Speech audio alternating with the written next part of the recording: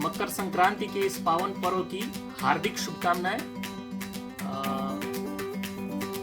भारतीय उपमहाद्वीप में इस पर्व को बड़े ही धूमधाम से मनाया जाता है और इसको लेकर के कुछ खास मान्यताएं भी हैं जो कि हिंदू परंपराओं में प्रचलित हैं।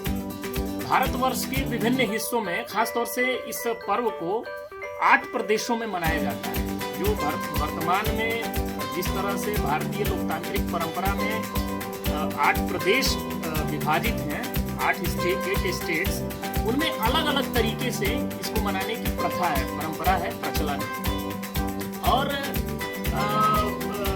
दरअसल ये माना जाता है कि इसके पीछे ज्योतिषीय मान्यता यह है कि सूर्य को आराध्य देवता के रूप में मानते हैं हिंदू धर्म के धर्मावलंबी जो है, हिंदू धर्म को मानने वाले जो लोग हैं, जो सनातनी हैं, जो सनातन परंपरा को मानते हैं।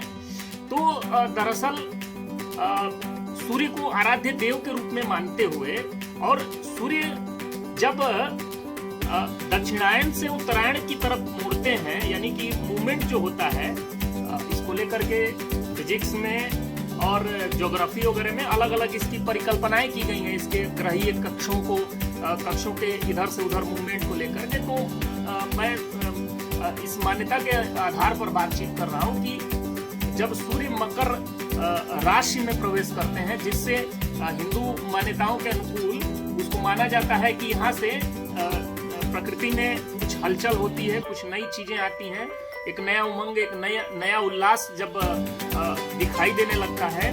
और सूर्य जो कि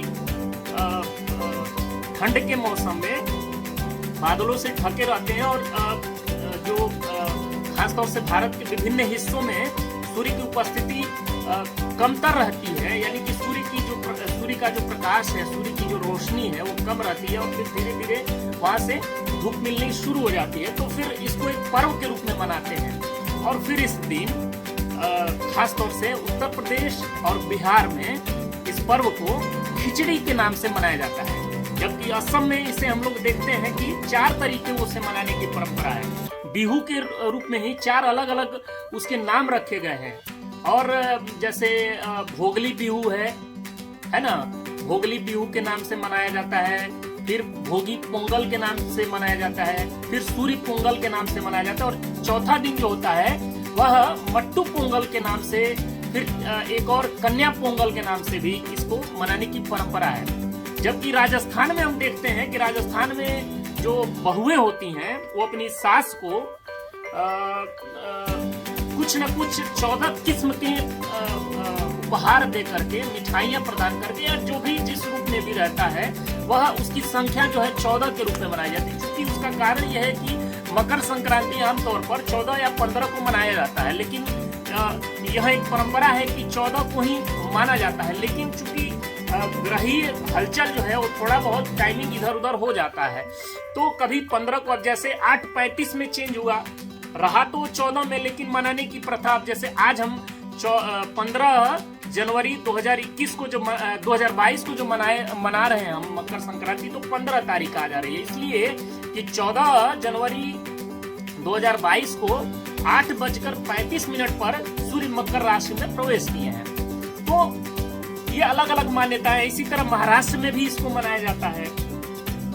पश्चिम बंगाल में इस दिन इसको एक ऐसे रूप में मनाया जाता है, गंगा सागर का जो तट है, तो गंगा सागर के तट पर वहाँ लोग इकट्ठे होते हैं, एक दूसरे से मिलते हैं, जुलते हैं और फिर वहाँ स्नान दान करने की परंपरा है। पश्चिम बंगाल में इस रूप में भी मनाया जाता है कि ऐसी मान्यता है कि गंगा जो चली भगीरथ के पीछे पीछे, तो वो इसी दिन यानी मकर संक्रांति के दिन ही जाकर के गंगा सागर में से मिली थी। तो इसलिए वहाँ पे कुछ लोग इकट्ठे होते हैं और स्नान दान की परंपरा प्रचलित है। वो कपिल मुनि के आश्रम से होते हुए गंगा सागर में जाकर के मिली थी। तो इस तरह से ये परंपरा है मनाने की। मैंने सोचा कि थोड़ी सी जानकारी जितनी मुझे है उसको आप लोगों से साझा करूं। इसके लिए धन्यवाद।